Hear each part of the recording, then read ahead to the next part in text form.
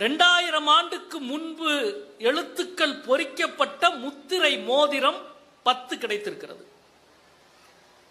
நண்பர்களே, இந்த கணக்கை நீங்கள் மனதிலே இட்டுக் கொள்ளுங்கள். நம்ம சங்க இலக்கியம் போல மிக முக்கியமான ஒரு கணக்கு இது. 2000 வருடத்துக்கு முன்பு எழுதப்பட்ட பானை ஓடுகள் சுமார் 1500, கல்வெட்டுக்கள் சுமார் 100, நாணயங்கள் 20, முத்திரை மோதிரங்கள் 10. 2000 வருஷத்துக்கு முன்னாடி எழுதி இன்னைக்கு நமக்கு கிடைச்சிருக்கு. இதே போல வட இந்தியாவிலும் கிடைச்சிருக்கு, இந்தியா முழுக்க கிடைச்சிருக்கு. அதற்கும் இதற்கும் என்ன வித்தியாசம்னா, ஒரு மிக முக்கியமான வித்தியாசம் இருக்கு. இவ்வளவு இருக்குல்ல, 1500 பானை ஓடுகள், 100 கல்வெட்டுக்கள், 20 நாணயங்கள், 10 முத்திரை மோதிரங்கள், 2000 ஆண்டுக்கு முன்பு கிடைத்த இவ்வளவு பெரிய அடையாளங்கள், சான்றுகள் இருக்கு இல்லையா, இது எதுவும் மன்னர்களால் எழுதப்பட்டது அல்ல, மனிதர்களால் எழுதப்பட்டது, மக்களால் எழுதப்பட்டது. ஒன்னு கூட மன்னர்கள் எழுதியதில்லை. 100 கல்வெட்டும் மன்னர்களை பற்றிய கல்வெட்டு அல்ல, மக்கள், குடிமக்களை பற்றி குடிமக்கள் எழுதிய கல்வெட்டுகள். 1600 பானை ஓடுகளிலே எழுத்துக்களை எழுதியது சாமானிய மக்கள். நாணயங்களிலே இருக்கிற எழுத்துக்கள், முத்திரை மோதிரத்தில் இருக்க எல்லாமே சாமானியர்கள், மக்களின் கல்வெட்டுக்கள். இதுவே 2000 ஆண்டுக்கு முன்பு எழுதப்பட்ட, இந்தியாவில் எழுதப்பட்ட கல்வெட்டுகளில் 90% கிடைத்திருப்பது ஒரே ஒரு மன்னனின் ஒரே சாசனம் மட்டும்தான், அசோகனின் தர்ம சாசனம் மட்டும்தான் கிடைத்திருக்கிறது. மக்களின் கல்வெட்டுக்கள் எதுவுமே கிடையாது, இந்தியா முழுக்க கிடையாது. 2000 ஆண்டுக்கு முன் அசோகன் பேரரசன், ஆப்கானிஸ்தானத்தில் ஆரம்பிச்சு இந்த எல்லை வரைக்கும் ஆண்ட பேரரசன். அசோகனினுடைய கூற்று, அசோகனின் தர்மம், அசோகனினுடைய கட்டளைகள்லாம் இந்தியா முழுக்க 2000 வருஷத்துக்கு முன்னால கல்ல கிடைக்குது.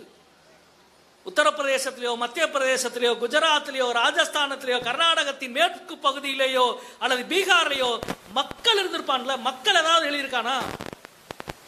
குடிமகன் ஏதாவது எழுதியிருக்கிறானா? அந்த கிராமத்திலிருந்து ஏதாவது எழுதப்பட்டிருக்கா என்றால் எதுவும் கிடையாது. இந்தியாவில் பேரரசனின் மொழி மட்டுமே கல்லில் எழுதப்பட்டிருக்கிறது. அதுக்கு நேர் எதிராக தமிழ்நாட்டில் ஆயிரக்கணக்கான பானை ஓடுகளிலும், நூற்றுக்கணக்கான கல்வெட்டுகளிலும், நாணயங்களிலும், முத்திரை மோதிரத்திலும், எல்லாவற்றிலும் எழுதியிருப்பது சாமானிய மக்கள், குடிமக்கள். இந்தியாவிலேயே ஜனநாயகப்பட்ட கல்வியின் தாயகம் தமிழகம் என்று ஒவ்வொரு தமிழனும் நெஞ்சம் நிமிர்த்தி சொல்வது வரலாற்றின் மீது நின்று. 2000 வருஷத்துக்கு முன்னால் ஒரு சாதாரண நம்முடைய இந்தியாவில் மிக பழைய கல்வெட்டு, புள்ளிமான் கொம்பையின் கல்வெட்டு, வைகை கரையில இருக்கிறது. மிக அழகாக மதுக்குராமலிங்கம் சொன்னார் இல்லையா, மாடல்ல மற்றையவை, மாடுதான் செல்வம். செல்வத்தை கவர்ந்து போகிற பொழுது, மாட்டை கவர்ந்து போகிற பொழுது நடந்த சண்டையில அந்த ஊரை சேர்ந்த வீரன் இறந்து போயிட்டான். இறந்து போன அந்த வீரனின் நினைவாக ஒரு கல்வெட்டு நடப்படுகிறது. அந்த வீரனின் பெயர் அந்துவன். கல்லிலே எழுதப்பட்ட இந்தியாவின் முதல் வரலாற்று பெயர் அந்துவன் என்ற தமிழ் பெயர் என்பதை இங்கே நினைவுபடுத்திக் கொள்ள வேண்டும் என்று நினைக்கிறேன். அந்த சின்ன ஊர்ல, அந்த ஊர்ல எத்தனை பேர், ஒரு 100 குடும்பம் இருக்குமா, 200 குடும்பம் இருந்திருக்குமா? 200 குடும்பம் கொண்ட ஒரு சின்ன கிராமத்துல நடக்கிற ஒரு சண்டையில இறந்து போன ஒரு வீரனை பற்றி அந்த ஊர்ல இருக்கிற மக்கள்லாம் சேர்ந்து ஒரு நினைவு கல்வெட்டு வச்சு அதுக்கு அவனுடைய வரலாற்றை எழுதி, இந்த சண்டையில செத்து போனான் என்று அந்துவனின் நினைவாக அந்த ஊரிலே கல்வெட்டு நடப்படுகிறது. அந்த சின்ன கிராமத்தில் 2400 வருஷத்துக்கு முன்னால் எப்படி கல்வி போய் சேர்ந்தது? பேரரசன் கல்வி அல்ல, அரண்மனைகளின் கல்வி அல்ல, அந்தப்புறங்களின் கல்வி அல்ல, அதிகாரத்தின் மீது இருந்த கல்வி அல்ல, சாமானியனின் அறிவோடு இணைந்தது தமிழகத்தின் கல்வி வரலாறு, தமிழகத்தின் ஜனநாயக வரலாறு. ஏன் இந்தியாவினுடைய எழுதப்பட்ட வரலாற்றின் மீது தென்னிந்தியர்களாகிய, தமிழகத்தை சார்ந்தவர்களாகிய, மதுரையை சார்ந்தவர்களாகிய நாங்கள் விடாது மோதிக்கொண்டே இருக்கிறோம் என்றால், உனது அறிவு அதிகாரத்தின் மீது நிற்கிறது, எனது அறிவு மக்களின் மீது நிற்கிறது, ஜனநாயக சிந்தனையின் மீது நிற்கிறது. எனவே வரலாற்றை மாற்றி எழுத வேண்டும் என்று கேட்கிறோம்.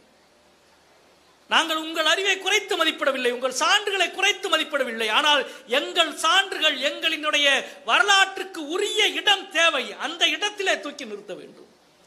இது எவ்வளவு முக்கியமான கேள்வி. இந்தியாவில் வேறு எந்த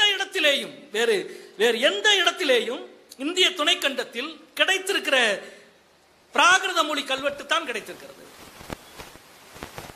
ஆனால் தமிழ்நாட்டில் ஒரு பிராகிருத மொழி கல்வெட்டு கூட கிடைக்கல. இது அப்படியே வேறு ஒரு நிலம், வேறு ஒரு மண்.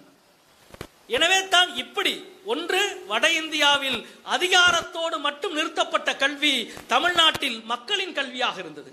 சரி, இந்த மக்களின் கல்வியினுடைய ஆரம்ப இடமாக, துவக்க இடமாக, தலைமையக இடமாக எது இருந்ததென்றால், நான் தொடர்ந்து சொல்லி வருகிறேன், 4 சான்றுகள். ஒன்று, இந்தியாவில் இதுவரை கிடைத்திருக்கிற கல்வெட்டிலே மிக பழைய கல்வெட்டு அது. இந்தியாவில் இதுவரை குகைகளிலே எழுதப்பட்ட எழுத்திலேயே மிக பழைய எழுத்து அது. இந்தியாவில் இதுவரை உலோகத்திலே எழுதப்பட்ட எழுத்துக்களிலேயே பழைய எழுத்து எது? இந்தியாவில் இதுவரை மட்பாண்டங்களில் எழுதப்பட்ட எழுத்துக்கள் அதிகம் கிடைக்கிற இடம் எது? இந்த 4 கேள்வியை கேட்டால் வருகிற பதில் ஒரே பதில். இந்தியாவில் மிக பழைய கல்வெட்டு இருக்கிற இடம் நான் முதலிலே குறிப்பிட்டதை போல நம்முடைய வைகை நதிக்கரையிலே இருக்கிற புள்ளிமான் கோம்பையிலே இருக்கிற அந்துவன் பற்றிய கல்வெட்டு.